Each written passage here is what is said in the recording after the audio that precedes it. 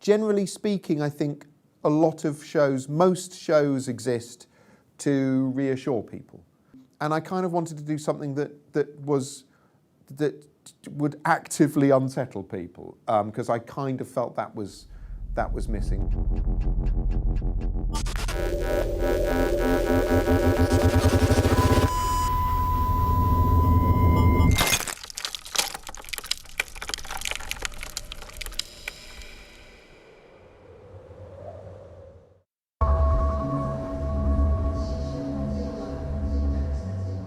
I would describe Black Mirror as like a box of dark chocolates. So it's an assortment. You never know quite what you're going to get from one episode to the next, but you know it's going to be dark chocolate. It's a worried show. It's a show that's worried about today. Even though it's often set in kind of near futures or sort of allegorical futures, it's really always about now and what's going on now. I kind of felt that there's a lot of drama. Most dramas tend to be kind of human interest dramas about relationships, or people overcoming great odds, or crime dramas and this, that and the other. And I kind of felt like there weren't many things that were talking about the way the world's changed in the last sort of 10 years, and just everyday life has changed from just you walking around and experiencing the world to staring at a rectangle like that.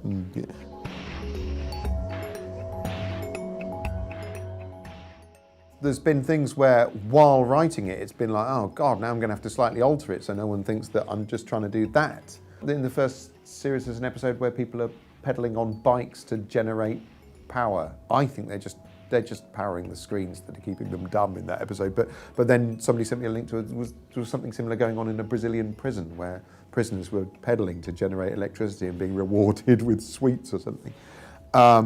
No one has blackmailed a prime minister into having sex with a pig yet. It's a little bit worrying how close some of them seem to reality. I hope nothing in this Christmas one comes true, because it's flipping horrible.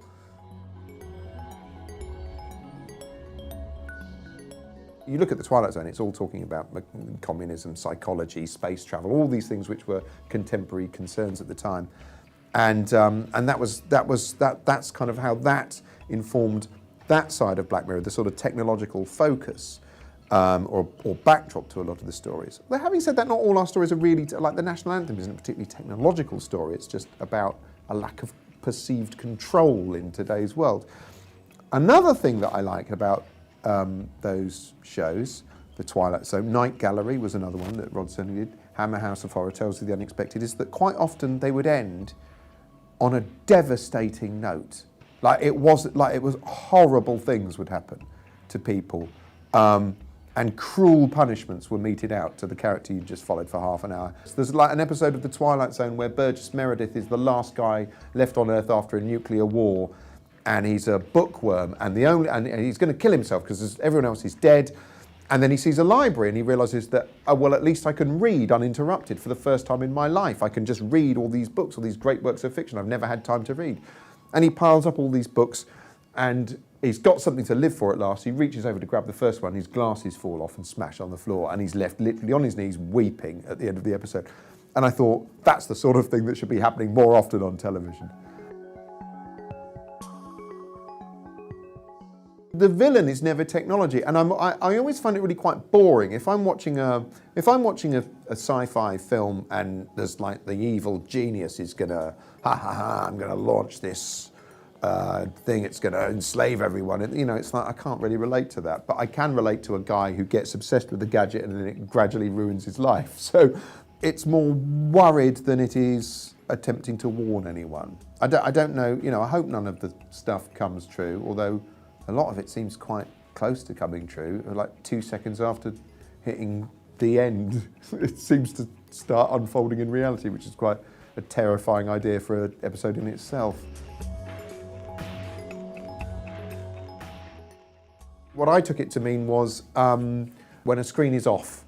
When a screen is off, it looks like a black mirror, because like any TV, any LCD, any iPhone, any iPad, something like that, if you just stare at it, it looks like a black mirror, and there's something cold and horrifying about that. And it was such a fitting title for the show. It was one of those things that, I don't know what else we would have called it.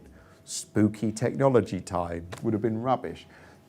So it worked out as being the perfect title in a way, and I quite like the fact that people are watching it on, watching it on their TV or on their laptop or their smartphone or whatever, and then as the end credits start running and the screen cuts to black, they see themselves reflected.